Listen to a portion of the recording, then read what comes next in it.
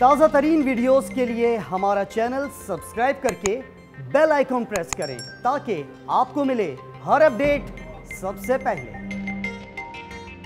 में आगाह करे थे। पेशावर एयरपोर्ट पर बहरीन से आने वाले 28 मुसाफिरों के कोरोना टेस्ट मुस्बत आ गया है। कोरोना टेस्ट मुस्बत आने वाले मुसाफिरों को जिले इंतजामिया के हवाले कर दिया गया है, जिन्हें कारंटीना किया जाएगा। पेशावर एयरपोर्ट पर बहरीन से आने वाले 28 मुसाफिरों के कोरोना टेस्ट मुस्बत आए हैं। डॉन न्यूज की नुमाइंदा हिरा शाह हमारे साथ मौजूद है। हिरा, बताएगा क्या डिटेल्स हैं आपके पास, और साथ साथ ये बताएगा कि तमाम मुसाफिर जब बहरीन से रवाना हुए तो क्या इनके कोविड-19 के टेस्ट किए गए थे, और अगर किए गए थे तो उनके नतीजे क्या थे? जी बिल्कुल, जो बहरीन से आने वाले मुसाफिर थे इन्होंने टेस्ट करवाए थे, लेकिन ये टेस्ट जो है मुसाफिर करने से कुछ टाइम पहले ही कराए थे, लेकिन यहाँ आने में इनको शायद कोविड की तशवीश हुई है और उसके बाद जो है इन्होंने टेस्ट करवाए यहाँ पर, जिससे जो है इनमें मुस्बत केसेस सामने आए हैं।